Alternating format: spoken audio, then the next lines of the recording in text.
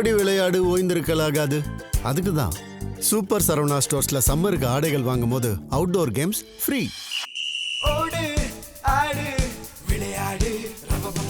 Super Saravana stores summer கோடையை கொண்டாடலாம்.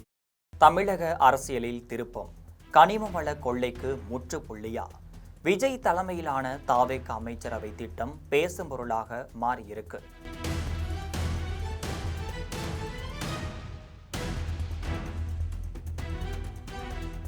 சுரங்கம் மட்டும் இல்லாம கனிம வளத்துறைக்கு சகாயம் பெயர் முன்னிலை இருப்பதா தகவல் வெளியாக இருக்கு.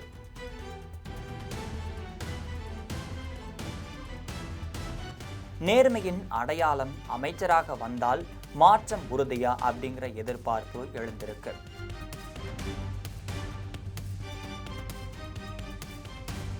இது பற்றி ஜெம் தொலைக்காட்சி வழங்கும் சிறப்பு செய்தியில விரிவாக பார்க்கலாம்.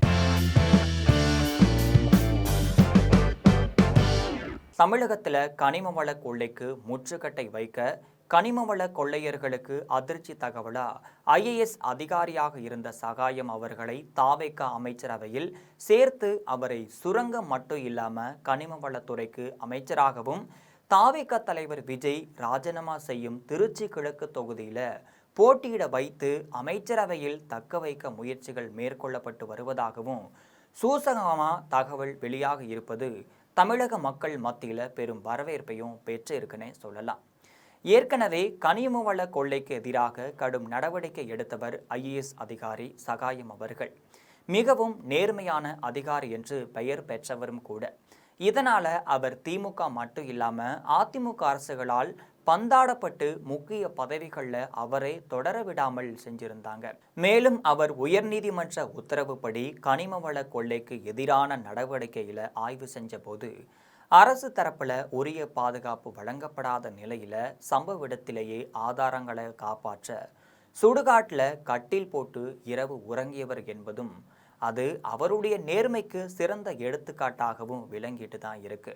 இப்ப புதிதாக ஆட்சி அமைக்கக்கூடிய தாவேக தலைவர் விஜய் அவர்கள் புதிய அமைச்சரவையில் சுரங்கம் மட்டும் இல்லாம கனிம வளத்துறை அமைச்சராக சகாயம் அவர்களை நியமிக்க ஆலோசித்து வருவதா ஒரு தகவல் வெளியே கசிஞ்சிருக்கு.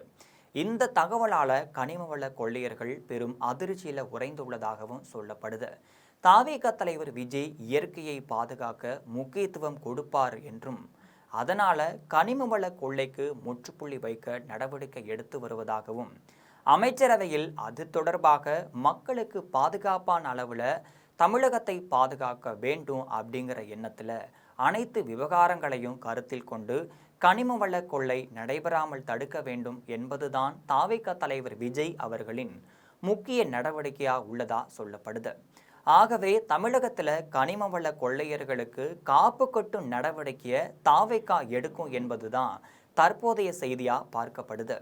இது போன்ற நிறைய அரசியல் செய்திகளை அன்றாடம் தெரிந்து கொள்ள ஜெம் தொலைக்காட்சியுடன் எப்பொழுதும் இணைப்பில் இருங்கள்.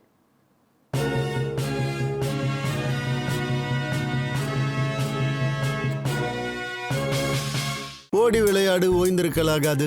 அதுக்கு தான் சூப்பர் சரவணா ஸ்டோர்ஸ்ல சம்மருக்கு ஆடைகள் வாங்கும் போது அவுட்டோர் கேம்ஸ் ஃப்ரீ.